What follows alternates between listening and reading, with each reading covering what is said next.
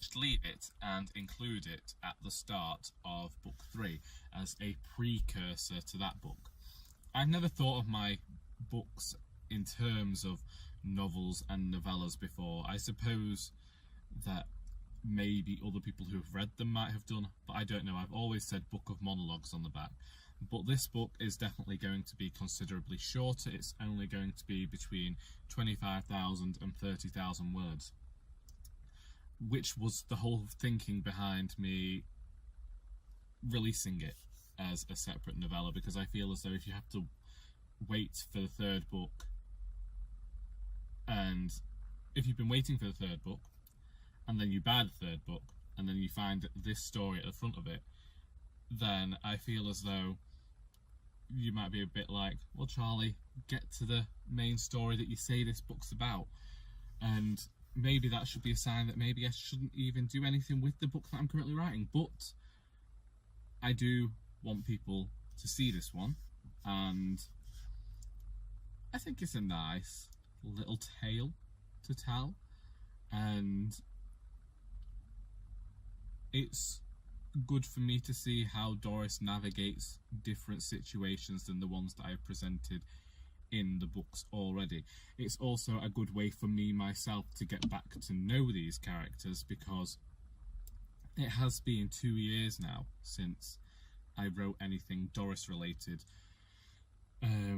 As we know, February to August that year, I was editing and reading the book over and over again, trying to get it right. Then, when everything went supremely wrong with this book and people weren't buying it, I decided to work on my children's book. Then I worked on the secret book last year, and I've been working on the children's book again. So it's been a long time coming, really, and I feel like a short novella might be just the ticket for people who might not have read Doris in such a long time.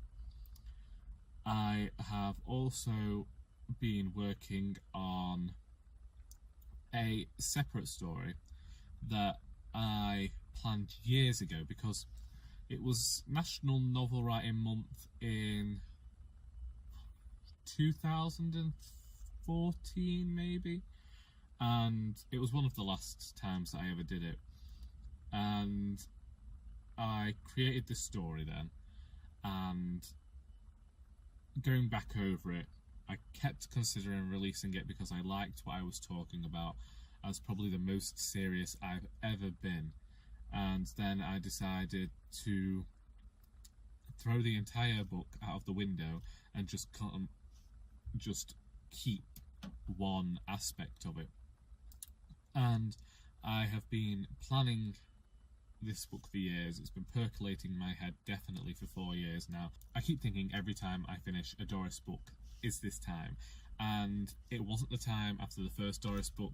As we all know, I took a break then. Maybe that's what happens. Maybe I take a break from writing after I've worked on something really long. I don't know how Charlie's brain works, but this book hasn't happened. And then at the end of January, the character appeared in my head and just had this whole new voice, which is somewhat similar to the stories I've told already of a northern woman, but she is in a completely different set of socio-economic circumstances to Doris, and she is supremely vile. That's the only way I can describe her, really. And this book's going to talk about her. But I don't know whether that's an upcoming release. I don't know whether I'll be working on that, because currently my mind is all focused on the secret book and this Doris novella. Move them over here. And then I'm also working on poetry, and as I've said before, I find poetry a great palate cleanser when it comes to writing, and so there's much of that being written. Some of it's not very good stuff, and I know that I say to writers at the Writers Group, don't say that your work's not good, let your reader be the judge, but I won't even let it get to the reader, because I know that it's not good. I know that some of it I think, yes, I can do something with this. As some of it I look at and I think, well, we're going to have to completely redo this, start from the beginning, work our way down, deconstruct the poem, try and put it back together. If it doesn't work, it doesn't work. And the poetry that I'm writing at the moment was very heavily influenced by things that I was seeing online last year that were really kind of angering me in a very large way, and this was my response to that. As we know, I wrote one poem once that disgusted myself to the point that I became a vegetarian, so I'm doing a really good job. And I think that's about it for my writing. Reading wise, everything has slowed down this month. I think I mentioned that in the part of this video that I recorded on Monday, but I've mostly been reading the Joe Nesbo books. I finished The Leopard on Wednesday, and in April I will be reading Phantom and Police, which will lead me into May, when I only have the latest book to read in May, and then I have to pick between the first book or the second book in the series, because they published them in a strange order in the UK, and I decided to read them in the UK publication order, and then I threw that out the window when I couldn't be bothered searching out the first and second books. As in, we didn't have them at the shop, but we had everything from the third book onwards. I found Iliwaka by Peter Carey on audiobook, which is brilliant because I've been trying to read that book for yonks. Abercrombie got it me ages ago, years and years ago even, and I haven't read it because the font is too small, and I know that that's a stupid reason not to read a book, but honestly, even for me, I was finding the font too small to read. So when I came across this audiobook after searching one out for years, I was quite happy.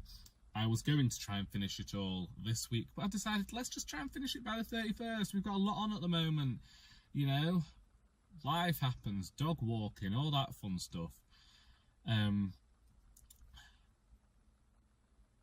Currently, I'm now reading Heads of the Coloured People by, is it Nafisa Thompson Spires?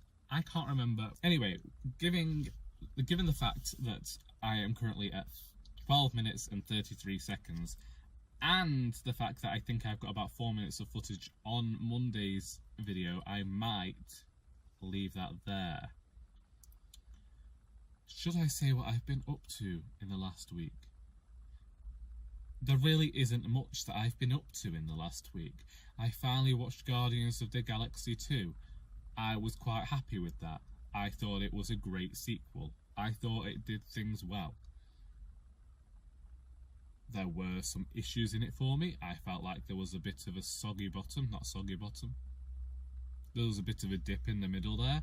But otherwise, it was enjoyable.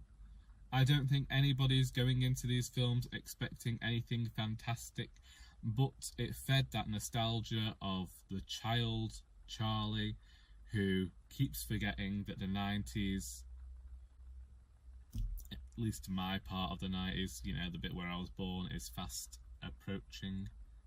Is it fast approaching?